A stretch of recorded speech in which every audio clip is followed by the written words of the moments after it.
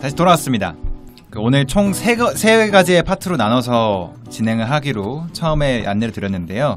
일단 첫 번째로는 큐레이터라는 직업이 어떤 직업인지, 그리고 두 번째로는 미술의 가치라든가 미술 전시라든가 이런 거는 어떤 기준으로 정해지는지 이런 것들을 나눠봤고, 마지막 파트는 실전 팁, 특히 우리나라 사람들이 미술을 너무 거리감 있게 너무 어렵게 생각을 하는데 실제로 이거 듣고 계신 청취자분들이 미술을 관람하러 갈 때 어떤 생각을 가지고 어떤 자세로 가면 좋은지 이 부분을 한번 다뤄보겠습니다. 네, 그래서 아까 그 마사님의 말에 이어서 사진이 사진 좋다. 이런 거 나는 그게 감명이 왔다라고 얘기를 해주셨고, 그 얘기를 듣자마자 이게 상당히 중요하다라고 하면서 가장 중요한 얘기를 오늘의 가장 중요한 이야기 맨해튼에서 배워온 투데이스 키키. 투데이스 키키. 툼레이더. 네. 뭐라고요? 미안. 뭐라고 했어요? 아니, 내가 그 토마토를 막 툼메이를. 네. 네, 그래서. 네, 나 목소리 이쁘게 나와요? 이제 와서 수혜 목소리처럼 나와요. 그러니까 네. 수혜입니다. 네. 그래서 네, 마사님의 그거에 대해서 반응. 진짜 중요한 부분 말씀하신 것 같은데, 그러니까 우리나라 사람들의 특징이 항상 정답을 찾으려고 해요. 그렇죠. 네. 그래서 이 작품을 보면 이거 무슨 뜻이에요? 왜 만든 거예요? 꼭 물어보시거든요. 근데 사실 그게 별로 중요한지 저는 잘 모르겠어요. 사랑은 유리다 라고 했을 때 그 유리라는 것을 통해서 생각할 수 있는 부분이 굉장히 많고 개개인마다 다른 걸 떠올릴 그렇죠. 수 있다고 유리가 생각하거든요. 이쁘냐 이렇게 생각할 수 유리가 왜 유리냐, 뾰족해서 유리냐, 잘 깨져서 유리냐, 투명해서 유리냐. 사랑의 정의가 다 각자 다르듯이 그런데 그거를 어떻게 딱 한 가지만 꼬집어서 이건 이거야, 이 작품은 이런 뜻이야 이렇게 말할 수 있느냐. 결국에는 자기가 이 작품을 보고 어떤 생각을 했고 어떤 감정을 느꼈고 어떤 느낌을 받았는지가 사실 가장 중요한 것 같아요. 거슬러 올라가면 우리나라의 이 주입식 교육을 비판하는 이 그렇죠. 국어 영역에서도 작품 보면은 정답을 찍어야 되고. 근데 저는 화자의 심리 이런 그렇죠. 이제 뭐 그런 교육의 문제도 있긴 한데 저는 개인적으로 이 얘기를 듣자마자 드는 생각은 약간 그 환경의 차이도 상당히 큰 것 같아요. 우리가 유럽을 가면 정말 막 시골에 있는 되게 허름한 되게 조그만 동네에도 조그만한 갤러리들 많고 미술관도 되게 많고, 그래서 사람들이 되게 상대적으로 좀 더 우리나라보다 쉽게 미술을 접할 수 있는 환경인 것 같은데 근데 이제 우리나라는 정말 아까 말한 것처럼 삼청동에 되게 으리으리하게 지어놔서 내가 저기 그냥 구경 갔다가는 혼날 것 같고 그렇죠. 왜 오셨어요? 막 약간 이런 대접 받을 것 같고, 그러니까 약간 계속 아까 우리 계속 얘기했던 것처럼 이건 상류층의 문화, 우리랑은 뭐 완전 상관이 없는 문화 이렇게 느껴지는 것처럼 되니까 미술이라는 게 그냥 책에 나오는 미술만 우리는 알고 있는 거죠. 우리도 생각해보면은 미술에 대해서 뭐 알려고 한 게 언제냐 하면 항상 다 프랑스 여행 갈 때 내가 루브르 가서 오르쉐 그렇죠. 뭐 오르쉐, 루브르, 또 뽕피두 뭐 이런 거 가가지고 내가 조금 더 미술을 잘 느껴보겠다 막 이러면서 막 그런 거 하나씩 들고 가잖아요. 우리 때 그 유럽 여행 가면 곰브리치 세계 미술사 뭐 이런 거 하나씩 들고 가잖아. 그래요? 전 안 들고 가요. 처음 들어봤어요. 너무 일반화가 너무 심하신데?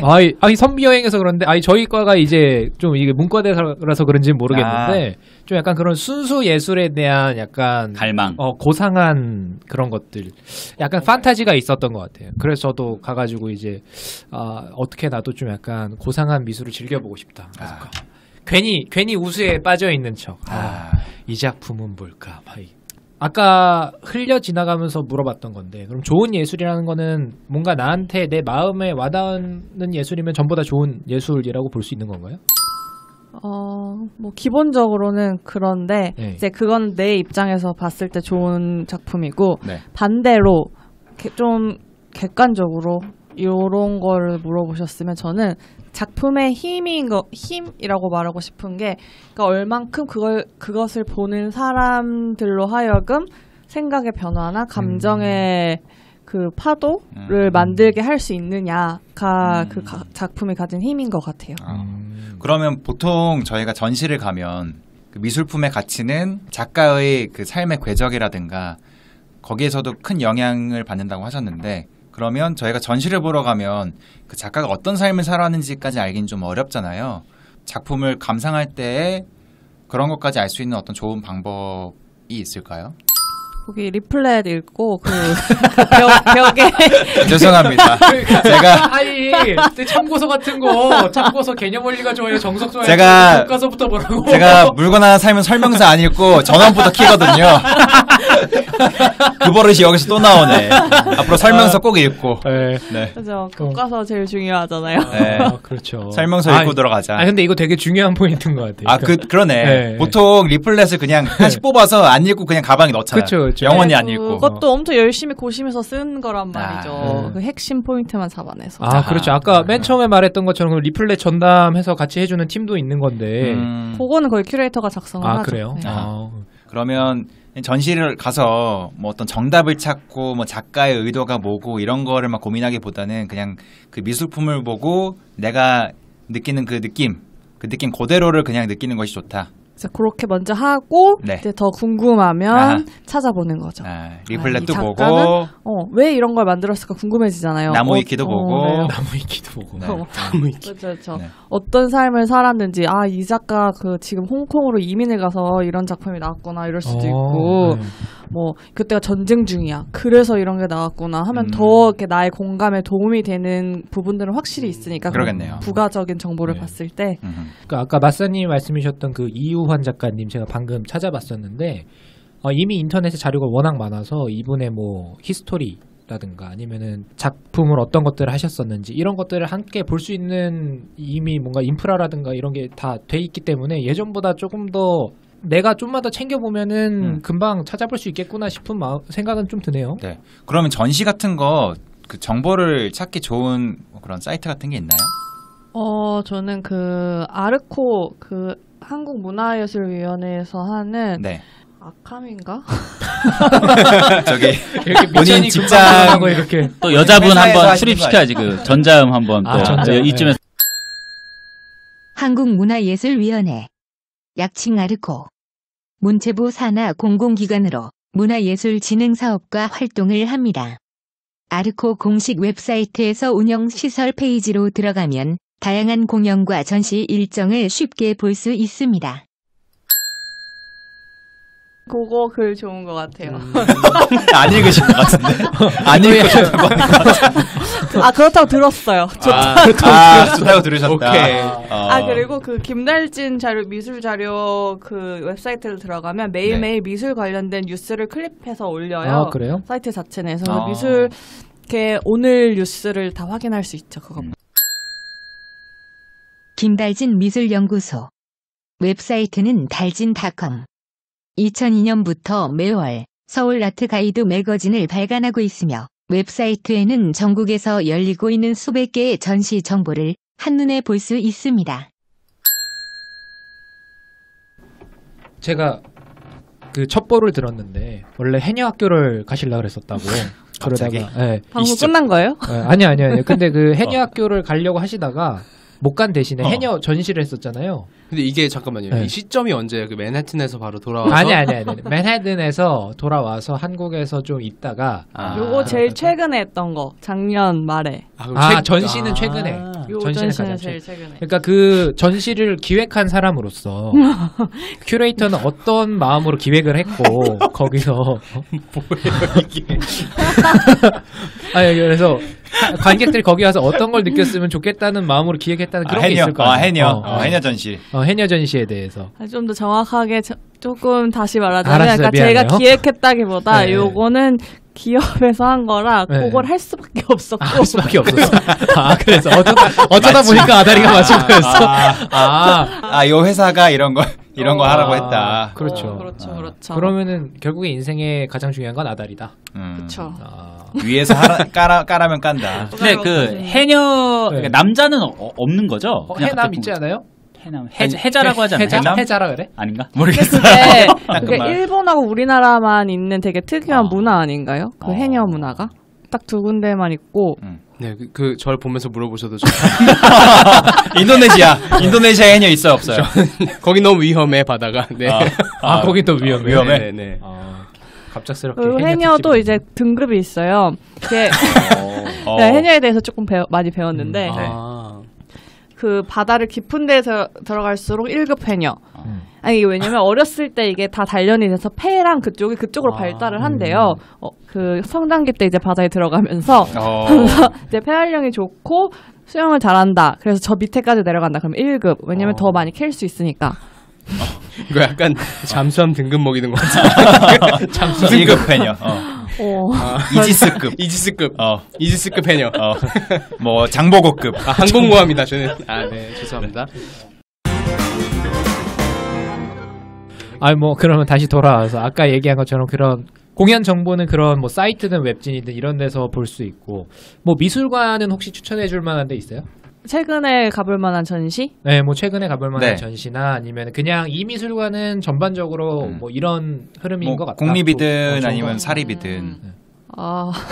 이것도 어려운 질문인데. 어려워요? 아니 그게 아니라 너무 많아가지고. 좋은 게 너무 많다. 저는 약간 잡식이어서 다 보러 그러면은 예를 들어서 좀 처음으로 미술을 전시를 좀 보고 싶어하는 사람들. 그렇지. 초보자. 정말 초보자. 뭐부터 시작해야 되냐? 예를 들어서 전시회 가는 게 좀 부담스럽다. 그러면은 뭐 집에서라도 간단하게 좀 볼 수 있는 그런 콘텐츠가 있는가? 요새 그 온라인 전시 이런 거 많이 하더라고요. 그래요? 아트허브, 아트섬 이런 사이트 가보면 그분들이 이제 온라인 전시라고 해서 작가들 작품 사진으로 전시를 해요. 제 취향은 아니에요. 그건 이제 초보자분들이 시작하기. 근데 아무래도 그 국립현대미술관 입장료도 싸고. 국립현대미술관. 네, 우리나라 대표적인 국가기관이고 4개 관이 있어요. 네. 서울관은 삼청동에 있고 그 덕수궁관이 있고 과천에 원래 과천이 제일 먼저 생겼거든요. 거기 과천이 있고 미술관 옆 동물원 서울랜드. 그쵸. 데이트하기 좋을 것 같아요. 되게 이쁘고 저는 과천 현대미술관을 2번 갔는데 되게 좋았던 게 거기에 백남준 선생님의 그 다다익선 있잖아요. 근데 그게 저는 사실 배경 지식이 없어서 어딜 가면 꼭 도슨트를 좀 듣는 그런 사람이에요. 근데 이제 처음에 갔을 때는 도슨트를 뭐 이용하지 않고 그냥 봤어요. 그냥 역사적으로 아니면 우리나라에서 되게 유명한 작품이잖아요. 그리고 이제 2번째 갔을 때 이제 시간이 맞아가지고 도슨트를 했는데 너무 재밌는 거예요. 그러니까 왜 재밌냐면 그게 되게 많이 망가졌어요. 다다익선이 지금 브라운관이. 그래요? 네.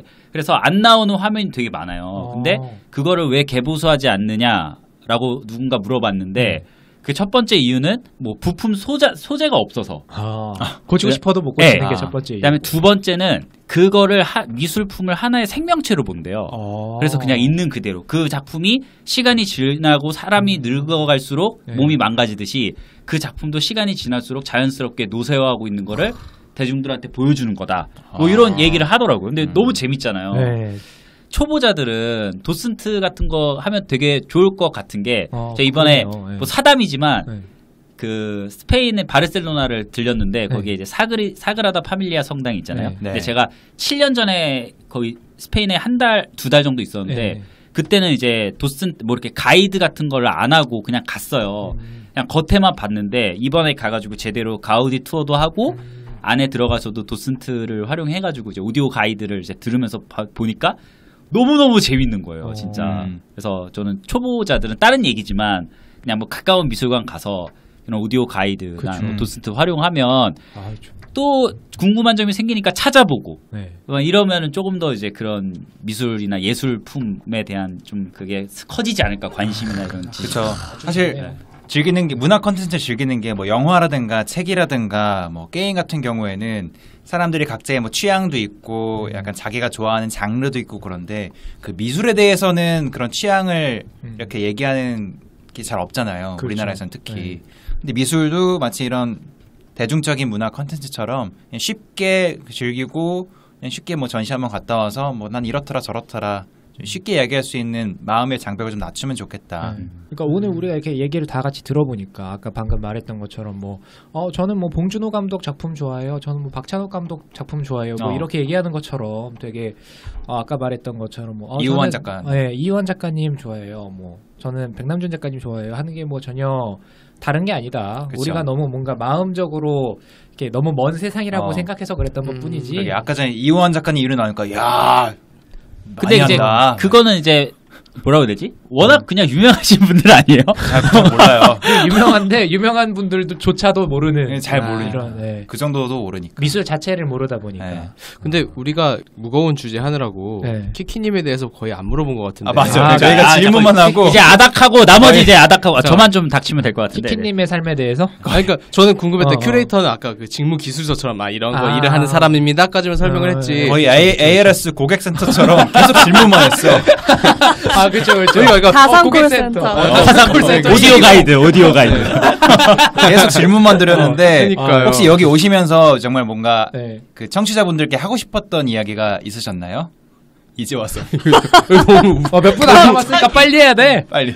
하고 싶은 얘기 있습니다. 이게 다 처음에 미술관 다 안 가신다고 하셨잖아요. 네. 안 간다, 뭐 관심 없다. 근데 요게 안 가는 이유가 사실 어떻게 즐길지 몰라서 네. 재미가 없는 게 아닐까. 즐기는 방법만 알면 사실 모든 사람이 향유할 수 있는 굉장히 큰 가치, 문화적 가치가 아닌가라는 생각이 드는데 너무 무거운 얘기인가요? 아니. 뭐 상관없어요. 그러면 이 타이밍에 몰아서 그럼 키키님에게 미술이란? 이게 평소 때 이제 자기가 직업에 대해서 되게 많이 생각을 하잖아요. 네. 저는 사실 미술 보는 걸 너무너무 좋아해서 이 직업을 선택하게 됐고, 처음에는 나는 미술을 좋아하는 이유가 나를 계속 생각하게 해서 나는 미술을 좋아하는 것 같아 라고 생각을 했어요. 근데 이게 사실 나를 생각하게 하는 것들은 굉장히 많잖아요. 책이 될 수도 있고 영화가 될 수도 있고 뭐 예능 프로가 될 수도 있고. 근데 나는 그래도 나는 시각적인 그런 자극이 굉장히 좋다라고 생각을 해서 그렇게 생각을 했는데, 최근에 조금 생각이 바뀌었던 게 미술은 나를 계속 꿈꾸게 해서 좋아하는 것 같아요. 와우. 꿈꾸게 한다. 이거 내가 너무 오글거려. 지난번에 깡문 형님이 여행은 뭐라 그랬어? 삶의 표본이다. 삶의 표본. 그러면 개패님에게 마트란? 이거 나를 꿈꾸게 하는 거. 여기서 이렇게 돈 벌어주는데요 이러면 안 되잖아. 그렇죠. 해도 돼요. 네. 오늘 아주 좋은 오늘 아주 좋은 훈훈하다. 너무 감사하고요. 훈훈하다. 네, 좋고. 네.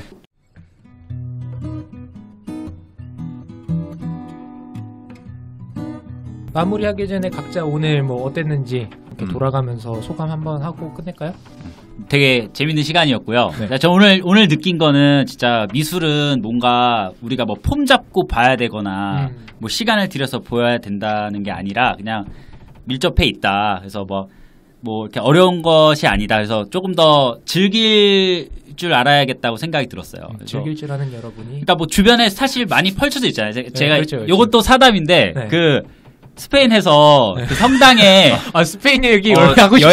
여행이 너무 감명 깊어. 너무 감명 깊어. 그 성당 너무 좋았는데 거기에 그 가우디가 그 성당을 만들고 그 다음에 이제 수비라치라는 그 조각가가 이제 조각을 이제 이어서 했었어요. 이제 3대로. 근데 한국에 그 수비라치의 작품이 있더라고요. 그래요? 올림픽 공원에 그 평화의 문? 그 하늘 기둥이라고. 하늘 기둥.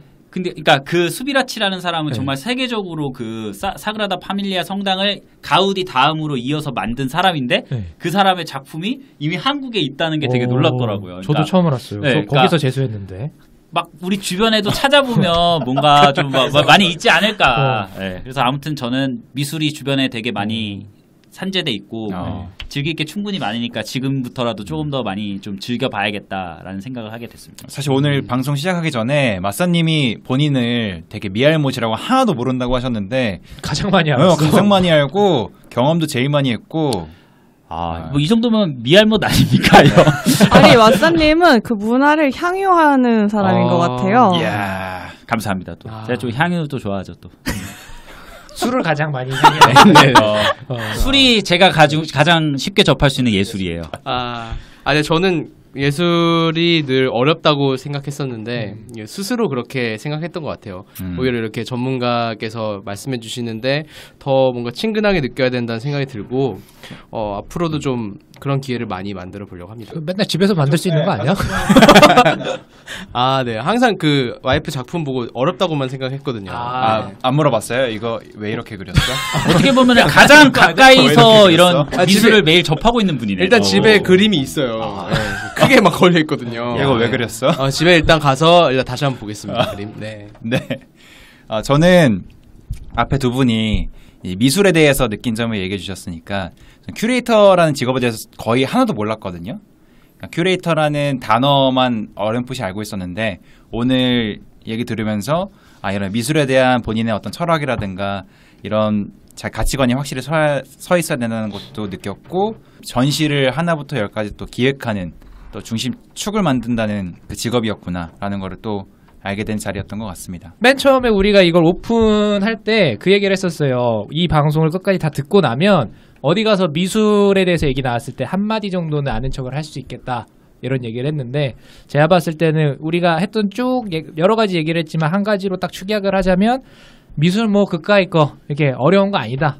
내가 마음에 드는 거 가서 좋아하면 되는 거고 옆에서 이제 데이트하러 갔는데 좋은 예술이 뭐야? 좋은 미술은 뭐야? 하면 네가 봤을 때 좋은 미술이 네 마음에 파도가 있는 작품이 좋은 거지. 그렇죠. 예. 그렇죠. 그렇게 얘기를 하면은 되겠다. 그러니까 지금 뭐 이렇게 들으시는 청취자분들이 어디서 어떤 일을 하시는지는 모르겠지만 미술에 대해서 저희처럼 이렇게 좀 허들을 많이 낮출 수 있는 기회가 됐으면 참 좋겠고 우리한테 미술이 뭔가 좀 되게 크게 와닿는 게 아닐 수도 있어요 지금은. 근데 조금 더 미술을 친근하게 접하다 보면 우리한테도 뭔가 미술이 꿈꾸게 하는 매개체가 될 수도 있지 않을까라는 이렇게 아름다운 말씀으로 훈훈하네요. 네, 그 마무리하도록 사실 생각해보면 미술품 뭐 몇 억짜리 뭐 몇백억짜리 이렇게 왔다 갔다 하는 미술품이 막 가치가 있고 뭐 그런 거 되게 어려워하고 이렇게 생각하는데 또 생각해보면 영화도 그렇잖아요. 영화도 몇백억 들여서 만들잖아요. 그렇죠. 그런 것처럼 이것도 이 미술품도 뭐 비싸지만 뭐 그냥 편하게 즐길 수 있는 하긴 뭐 영화 티켓이나 그 전시장 입장이나 뭐 크게 차이 없으니까 뭐 그렇게 그냥 생각하시고 뭐 탈세하시는 분들은 알아서 하시고 세금 없습니다. 여러분 참고하세요. 마지막으로 하나 궁금한 게 있었는데 큐레이터 이 방송 준비하면서 찾아보니까 이 고학력 박봉 직업 대표라고 하던데. 맞아요. 최저시급. 최저시급 수준이야? 그 수준이에요. 밥은 우리가 살게요. 네. 내가 공차 사왔잖아. 그러니까 더블티를 이렇게 사오셨더라고. 맞아요. 오늘 사상 최초로 우리 수치파 사상 최초로 게스트가 공차를 사오는. 박봉이신데 너무 감사합니다. 네. 그걸 그렇게 강조하고. 이거 다 합하면은 한 3시간 정도. 3시간어치. 나쁜 사람이네. 그리고 이 마지막으로 이게 광고하면서 마무리를 짓자면 일단은 궁금하셨던 거 있으면 AS 가능합니까? 가능합니다. AS 뭐 궁금한 거 있으면은 댓글이나 뭐 메일이나 얼마든지 남겨주시고 두 번째는 이렇게 모시는 게스트분들은 우리가 오픈 카톡방을 만들어서 뭔가 이렇게 하셨던 분들 네트워킹이라고 하면 네트워킹이고 서로 계속 뭔가 이렇게 인연의 끈을 만들어갈 수 있으면 좋겠다. 그래서 지난번에 그 깡문님도 초대하고 우리 잘생겼어요? 네. 깡문 얘 다 이렇게 비슷하게 생겼으니까 기대는 하지 마시고. 깡문님도 확인할 필요 없잖아. 죄송합니다. 잘생겼어. 근데 깡문님이 진짜 잘생겼어요. 사실. 트라벤처 찾으시면 나옵니다. 그분이 장난이에요, 저. 아니 글도 쓰시고. 얼마 전에 재즈 페스티벌 가셨잖아요. 맞아요, 네. 재즈 좋아하시고. 근데 약간 연예인 닮았어요. 이적 플러스인지는 모르겠지만 어쨌든 다행이다. 다행이다 개그 친구야 이거. 그래요. 뭐 어쨌든 그런 목적을 우리가 갖고 있으니까 뭐 사실 이렇게 많이 안 친하더라도 수치팟으로 이렇게 요청 주실 수 있는 분들 있으면 요청 주시고 같이 함께 했으면 좋겠습니다. 네. 이제 클로징을 해볼까요? 네. 지금까지 여러분이 들으신 방송은 수치스럽지 않은 방송 수치팟이었습니다. 잠깐만 다시. 이거 아니야? 너무 국어책이잖아. 이 맨해튼에서 있었던. 그러면 어떻게 하는지 누가 한번 해보면 안 돼요? 영어로 해주세요. 영어로. Amazing. 지금까지 여러분이 들으신 방송은 수치스럽지 않은 방송? 첫 번째 걸로 가면 안 될까요? 첫 번째 걸로 가야죠. 오케이. 지금까지 여러분이 들으신 방송은 수치스럽지 않은 방송 수치팟이었습니다. 재미있게 들으셨다면 좋아요, 댓글, 다운로드, 구독, 줄여서 조태딱으로 저희를 응원해주세요. 다음 주에도 후한무치 노팩트 신변잡기스러운 팟캐스트로 돌아오겠습니다. 아는 것은 얄팍해도 궁금한 것은 많은 30대 풋내기 아저씨들이 무슨 이야기를 할지 다음 시간도 딴 데 가지 말고 와주세요. 지금까지 수치스럽지 않은 방송이었습니다. 수치팟! 맞았어. 막판에 맞았어. 수고하셨습니다. 고생하셨습니다. 지금까지 여러분이 들으신 방송은 수치스럽지 않은 방송 수치팟이었습니다. 다음 시간에 다시 만나요. 안녕.